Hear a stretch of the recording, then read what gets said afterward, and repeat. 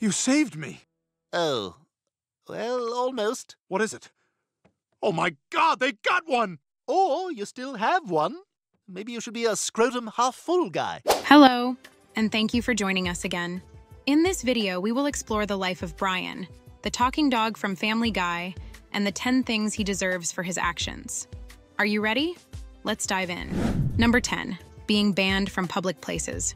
You can't open this place here. It's right next to my favorite bar. Go to hell, Brian. You don't own this block. I'm not going anywhere. Fine. But I'm about to become your worst nightmare. Brian is a dog who hates cats, and Quagmire, his neighbor who opens a cat cafe next to his favorite bar. Brian tries to shut down the cafe by claiming it is a health hazard, but his plan backfires when he is also banned from public places. Whoa, sorry. Can't let you in there. What? I come in here all the time. Well, apparently due to some recent public health concerns, the city has said that no animals of any kind are allowed in any public establishment. Brian does not deserve to be banned from public places because he was only expressing his opinion and trying to protect his own interests. However, he also does not deserve to ruin Quagmire's dream of doing something good for the town and the cats. Thanks to you, I'm out of business. I certainly hope you're happy. Oh, nice top, Stewie. Come on, lock it up. Until the Board of Health gives the okay, you're done. Brian should have been more respectful of Quagmire's choice and tried to find a compromise with him, instead of resorting to sabotage and spite. Brian learns his lesson when he is hit by a bus and Quagmire saves his life, and they reconcile with each other. You know what? I'm sorry I destroyed your dream, Quagmire. I know you loved that cafe. Wow, thanks, Brian. Number 9.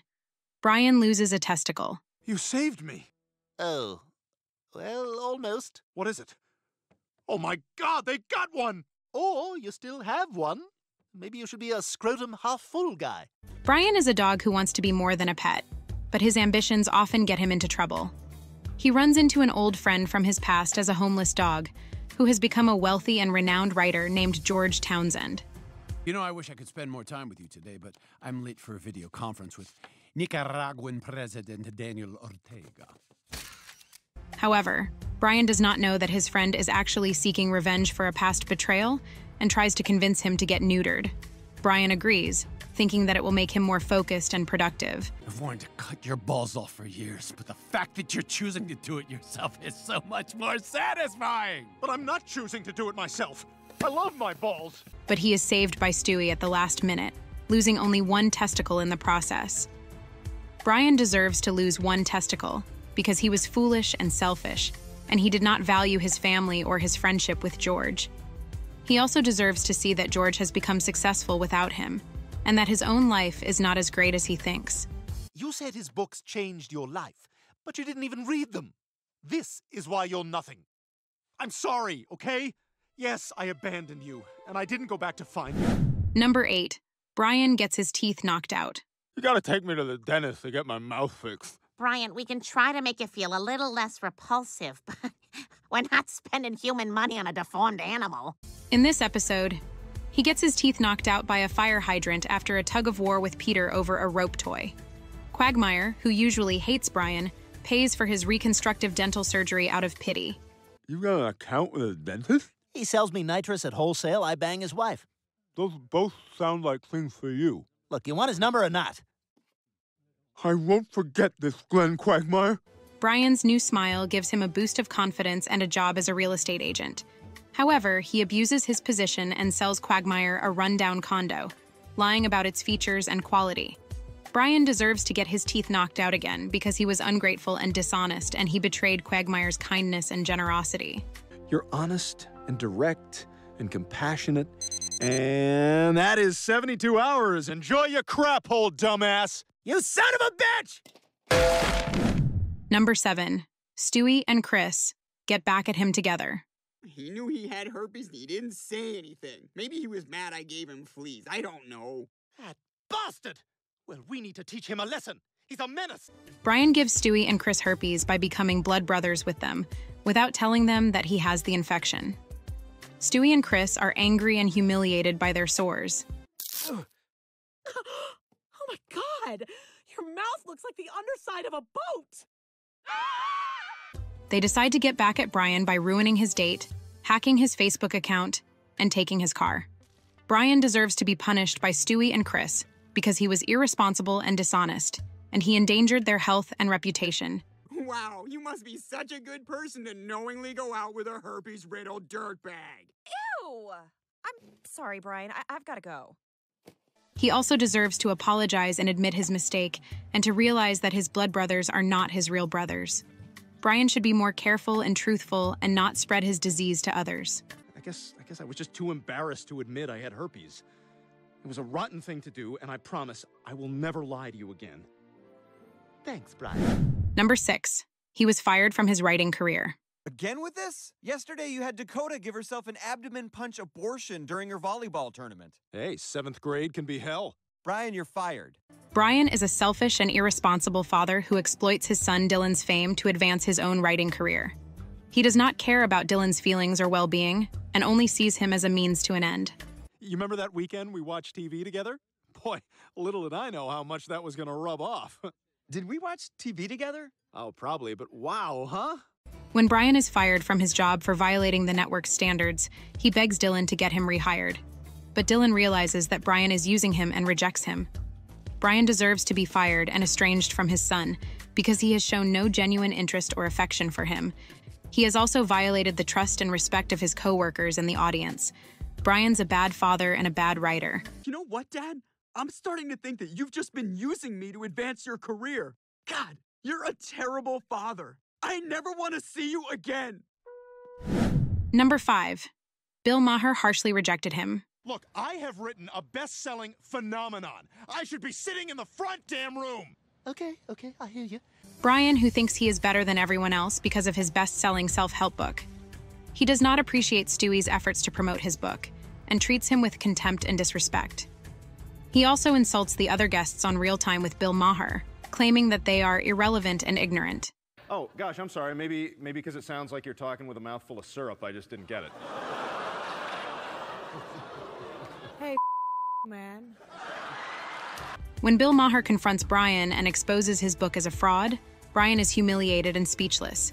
He deserves to be harshly rejected by Bill Maher because he has shown no humility or gratitude for his success. He has also offended and alienated his fans and peers with his rude and condescending attitude. Bill, he's urinating. That's it. Look, Bill, can I Outside. No. Outside. Outside now. Outside. You get outside. Number 4. A fractured limb. You know what, Brian? I will... Oh my God! Gross! You scumbag! Dr. Fish. In this episode, he falls for a co-worker at a suicide hotline center. But he treats her poorly and tries to frame her for drug possession when she rejects him. You did this, didn't you? I knew you were a little twerp as soon as I met you. He did this! He planted that! He also lies about his living situation and his job status, showing that he has no integrity or self-respect. When his coworker pushes him down a stairwell, breaking his leg, it can be seen as a form of poetic justice, as he suffers the physical and emotional pain that he inflicted on others. Ow! My leg is broken! Only thing I can possibly do is lick it repeatedly. There we go, that's fixing it. Brian deserves to break his leg because he is a hypocrite who does not value human life or dignity, and he needs to learn a lesson about honesty and compassion. Number 3. Shackled outside Vic's house. Well, hey there, buddy. Wow, his nose is super wet. He must be healthy. Yup, and somebody's been rooting in a sardine can.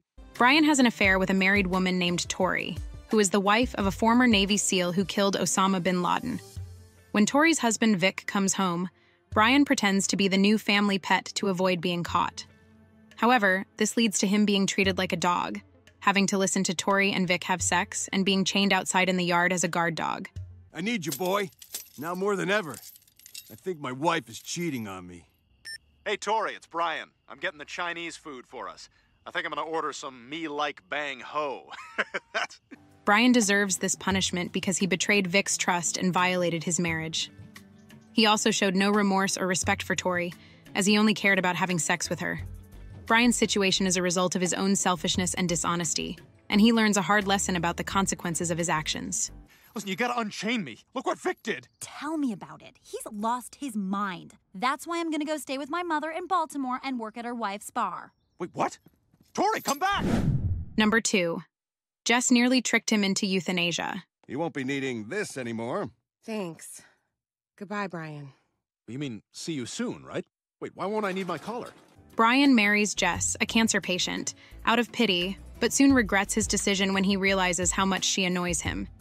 He tries to fake his own death, but Peter convinces him to stay with Jess and support her. I can't take it, Peter. I thought I could marry Jess, but it's awful. I can't live this way. Hey, relax. You're married now. You don't have to worry about nothing. Everything's done for you. However, Brian becomes obese and lazy, and Jess has to take care of him. When Brian dislocates his hip, Jess decides to get rid of him by dumping him at the dog pound and telling him that he is getting a hip replacement. This isn't a doctor's office. This is the pound. You're being euthanized. What? Jess is having me put down? Oh my God, this can't be happening. Did you also eat a kid? Brian does not deserve this cruel treatment because he did try to be a good husband to Jess, even though he did not love her. He also showed some compassion and guilt for his actions, as he apologized to Jess and told her that he wanted her to be happy. Brian's situation is a result of his bad luck and Jess's revenge, and he escapes a tragic fate thanks to Peter's intervention. Stop! That's my dog! Oh, Peter, thank God! You got here just in time. You want to make $200? I do. It's beautiful! Number 1. He was nearly made into a protein shake. Hey, don't touch me, I'm rich! He just makes it so difficult to be on his side. Come on, there's gotta be a way we can work this out. In the episode The Wolf of Wall Street, Brian Griffin is nearly made into a protein shake after investing in a company that uses dogs as the main ingredient. This is a fitting consequence for Brian, who has shown himself to be greedy, selfish, and hypocritical throughout the series. Hi, Brian Griffin. I have an appointment to see your CEO about an investment. Yes, we're waiting for you. Here, breathe deeply into this investor's rag. Brian deserves to face the harsh reality of his actions, as he has betrayed his own kind for money and ignored Stewie's warnings. Brian's near-death experience also serves as a satire of the corrupt and unethical practices of Wall Street, which often exploit the vulnerable and innocent for profit. Sorry, Stewie. Wall Street is a people-eat-dog world. Everyone knows that. Oh my God! Brian, you've turned into a monster! Hey, that's offensive to the monster community. Yeah, some of us are nice. By putting Brian in the position of the victim, the episode exposes the moral bankruptcy of his character and the system he supports.